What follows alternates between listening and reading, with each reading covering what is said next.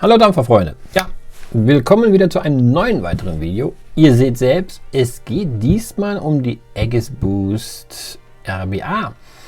Ich habe vor einiger Zeit euch doch die Aegis Boost Kit vorgestellt, also die kleine Version hier. Und davon gibt es auch, wie gesagt, diese RBA. Und die habe ich mir jetzt mal mitbestellt. Und ich wollte mal schauen, ob die wirklich besser schmeckt als die ich hier drin habe. Also der Fertigkeuler, der hier drin ist.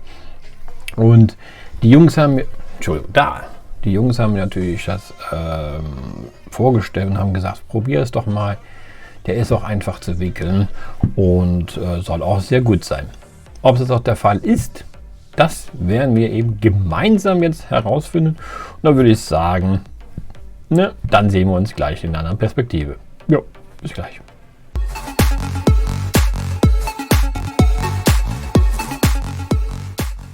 So, da sind wir wieder. Also, ihr seht das gute Stück hier vor uns. Ja, kartonmäßig ist es wie immer, mit Informationen ringsrum. Dann packen wir jetzt mal das Gerät hier aus. Denn es geht ja um das, was da drin ist. So, hier haben wir noch ein Informationsblättchen, wie der gewickelt wird oder wie man den füllen kann. Ja, dann haben wir hier natürlich den RBA Einheit. Und hier unten ist noch so ein Zusatzpäckchen, da ist was drin. Da ist einmal Schrauben, ein Drip-Tip und ein Tool. Auch eine kleine Feder ist mit da drin. Ja, und hier ist noch zusätzlich fertige Kreuz und Watte mit drin. Ja, fertige Kreuz ist zum Beispiel einmal hier Nickel 80 Fused Clapton Coil mit 0,6 Ohm und einmal Kantalkreuz mit 1,3 Ohm. Ja, also ihr seht selbst, er ist auch für Mundzulunge geeignet. Ich werde natürlich klar die Kleppen hier einbauen von Nickel und dann werden wir natürlich auch erstmal sehen, wie der dann auch schmeckt. So, das ist erstmal das, was wir nicht mehr brauchen. Brauchen wir gleich. Jetzt kommen wir erstmal zu dem Tank hier, also zu der RBA-Einheit. Die RBA-Einheit hat hier, wie man also sehen kann, ich guck mal, ich näher kurz rankomme, hat auch hier eine einstellbare Airflow. Hier oben, wie gesagt, der Drip-Tip ist ein 15er Drip-Tip, den man absetzen kann, also ein Ersatz-Drip-Tip. Ich denke mal, der andere hat einen kleineren Loch, so wie ich das hier sehe. Ja, ist ein ganz anderes Loch. Also der Drip-Tip hier hat ein kleineres Loch als das hier. Dann haben wir hier oben, kann man das rausschrauben. Und hier sieht man also die Einheit, die gewickelt werden kann. Hier ist der Einfüllstutzen für die Flüssigkeit. Ja, und der Tank hat ein Tankvolumen von 2 Milliliter. Das ist eigentlich ausreichend, wenn man natürlich nach einer Zeit nicht viel brauchen sollte, also besonders die für die Mundzulunge. Aber für dieses kleine Modell 2 Milliliter sieht das doch ein bisschen mehr aus, aber scheint wohl tatsächlich 2 Milliliter zu sein. Und wir werden auch gleich, wie gesagt, das Modell wickeln und schauen, wie dann, wie gesagt, schmeckt. Ihr seht also selbst, der wird hier rechts und links gewickelt. Das ist also für einen Keuler, das heißt also ein Coil passt nur da rein. Und hier, wie gesagt, rechts und links sind dann eben die Zugfächer für die Watte, die dann da reinkommt. Und in der Mitte, wie gesagt, eben der Luftstrom für die Liquid. Also, das ist dann, wo der Luftzufuhr zu euch kommt. Die Watte müsste ich mal schauen, ob die komplett rein muss oder nicht. Und ich denke mal normalerweise nicht, weil es ja eigentlich saugen soll. Aber ich frage mich wirklich tatsächlich, wie wir die Watte, das Stück hier oben, die Flüssigkeit haben. Da müsste ich ja jedes Mal so machen, um die Flüssigkeit zu tanken. Ich muss einmal schauen, wie ich das jetzt gleich mache. Und werde das euch dann auch kurz zeigen. Und ja, ich denke mal, mehr ist auch nichts drauf zu sagen. Also wie gesagt, die passt aber auch hier auf den, wie gesagt, auf die Aegis Boost. Das ist ja hier der Teil und man sieht hier selbst, der passt hier perfekt drauf. Ja, der ist also dafür geeignet und er ist ja kräftig noch hier zum Ausziehen hier. Oh. Ja, der ist noch ziemlich kräftig zum Drücken, das ist klar, weil der ja auch ganz frisch neu ist. Ja, mehr ist ja eigentlich auch nichts zu sagen. Wie gesagt, ich wickel mit ihnen jetzt mit euch und ja, da werde ich sagen, sehen wir uns dann gleich, wenn ich jetzt erstmal vorbereitet habe. Da würde ich sagen, ja, ne, bis gleich.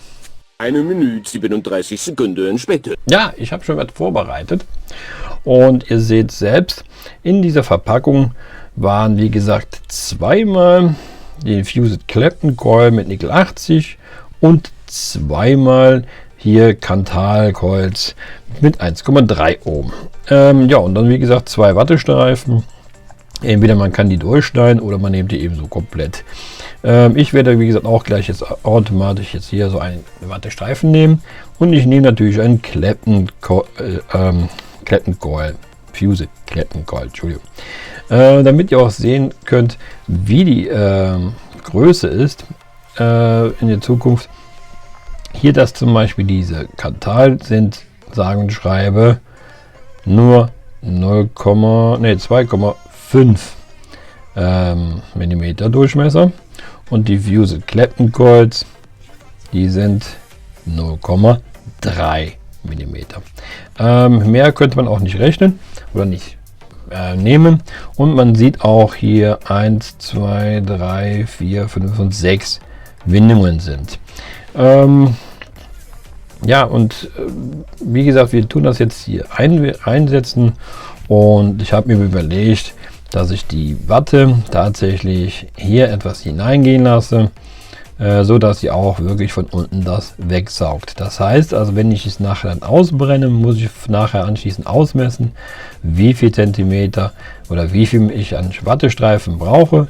Vielleicht muss ich auch kurz rüber gehen und mache dann nur bis hier, so dass ich dann genug zum Reintun habe. Dann wird irgendwas auch die Flüssigkeit auch im stehenden Zubereich einfach direkt aufgenommen, so dass es dann eben bis hier unten in dem Kammer drin hängt.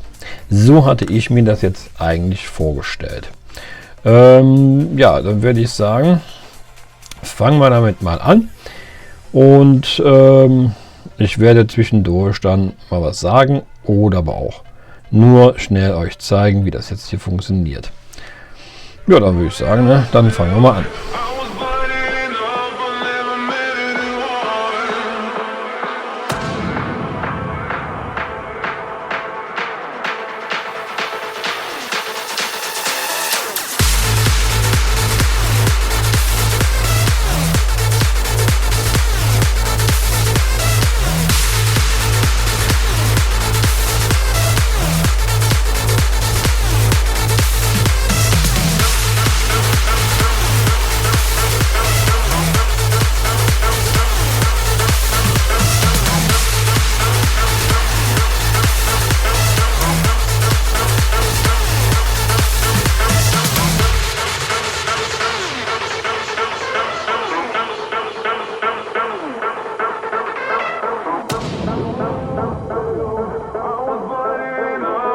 Kurz vorab, ihr solltet am besten aufpassen bei diesen Fused Clapton Coils, dass nicht hier unbedingt rechts und links an der Wand kommt und natürlich, dass der Fused Clapton genau über die Luftlöcher sind.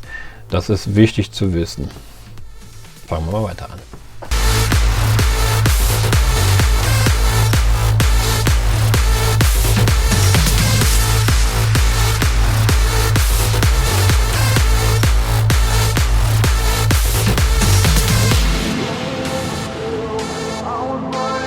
Noch was ganz Wichtiges. Ihr dürft den Coil auch nicht zu hoch machen, da ihr die Kammer hier nicht allzu viel Luft hier oben gibt. Und wenn man den ja einschraubt, kann man das hier oben gut erkennen, ob auch wirklich genug Luft dazwischen ist. Und das solltet ihr bitte beachten.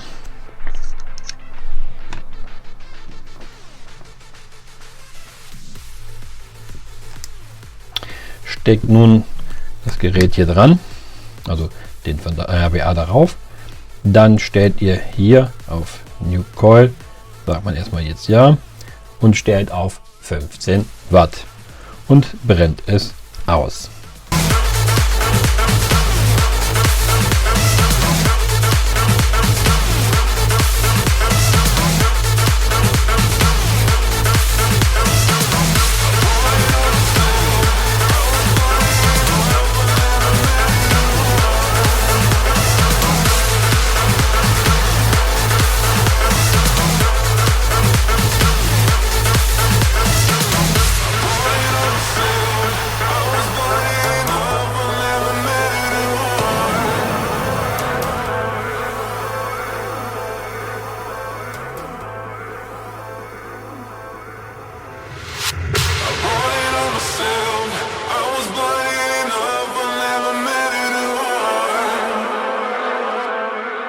So, jetzt nehmen wir noch kurz die Matte rein, dann zeige ich euch, was ich meine, wie viel wir nur nehmen sollen. Also ich nehme jetzt einfach das ganze Stück hier und tue die Watte einfach hier rein.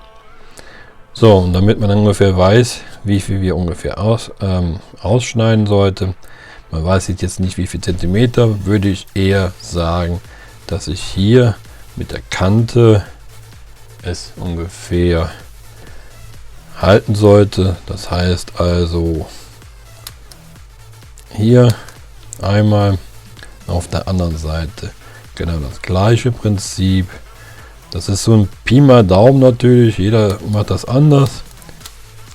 Und dann haben wir das hier so dick. Ja, dann macht man das natürlich wie immer ein bisschen fluffig.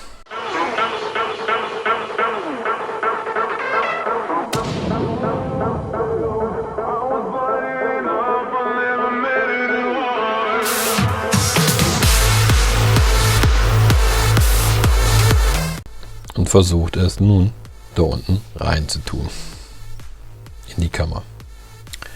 Habt ihr das, dann sieht das ungefähr so aus. Um das da reinzukriegen, habe ich zwei Möglichkeiten genommen. Entweder so eine Art wie Zahn für die Zahnreinigung, oder man nimmt eine Rolladennadel und baut die ein bisschen um. Ich habe hier noch einen sogenannten Schutz von einem Kabel dabei getan, damit ich die auch besser greifen kann. Ja, und damit könnt ihr bis unten durch auch durchstecken. Habt ihr das, dann sieht das ungefähr so aus. Ja, ihr seht es selbst, das sieht dann so aus. Ja, und dann nimmt man natürlich ein Liquid. Ich nehme das Origami Dragon, das habe ich euch schon vorgestellt. Dieses leckere Aroma ist wie gesagt Mango mit Passionsfrucht, und das werde ich jetzt kurz hier drüber tröpfeln, um das einfach aufsaugen zu lassen schon. Und der Rest werde ich dann einfüllen und werden uns gleich dann mal in den Fazit sehen. Ja, da würde ich sagen, bis gleich.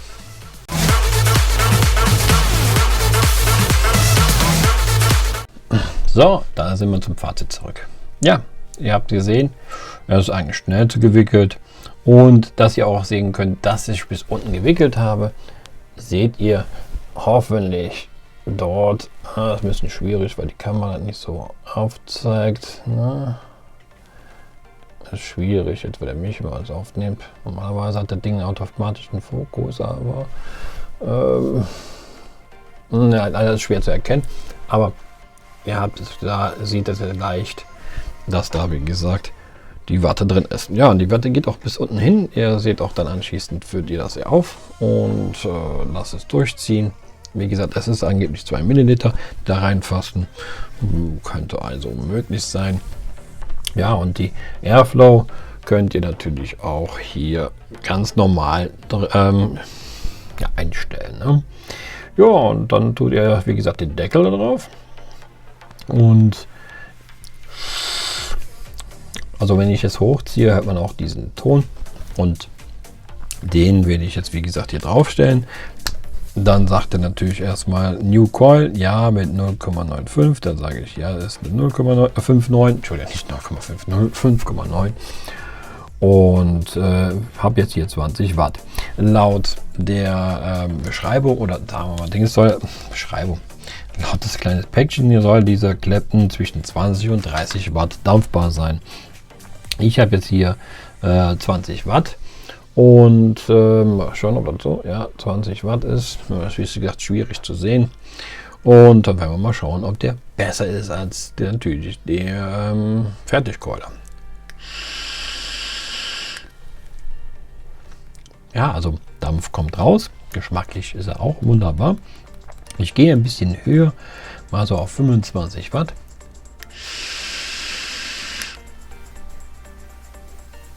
Ja, und man sieht, Entschuldigung, und man sieht natürlich, dass hier eine Menge rauskommt. Geschmacklich muss ich sogar sagen, ist das sogar viel besser, finde ich, als mit dem Fertigkeuler.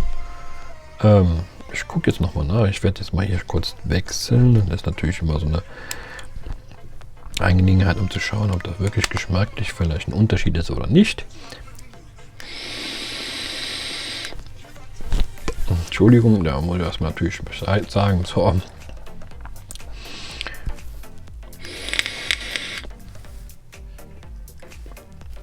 Ja, aber auch der Fertigkeuler ist schon okay. Also der ist auch geschmacklich wunderbar. Nur ich bin mehr für Selbstwickeln und ich muss sagen, der hat auch seinen Geschmack natürlich. Ne? Also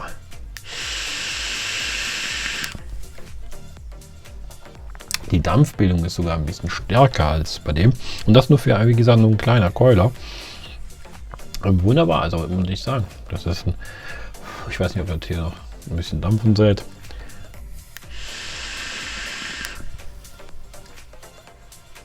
Das war jetzt mit 25 Watt. Also, hallo.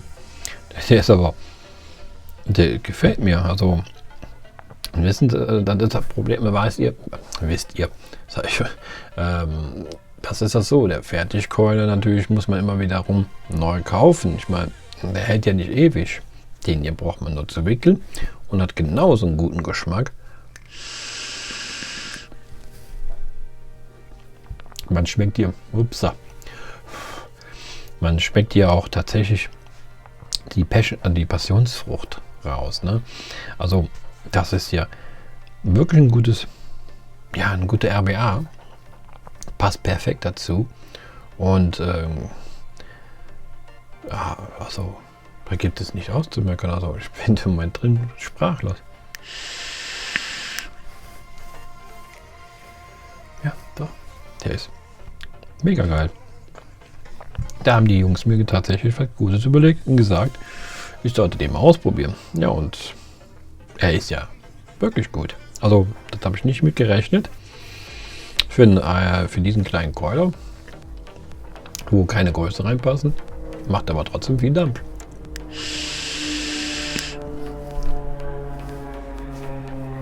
Wahnsinn, das bei 25 Watt.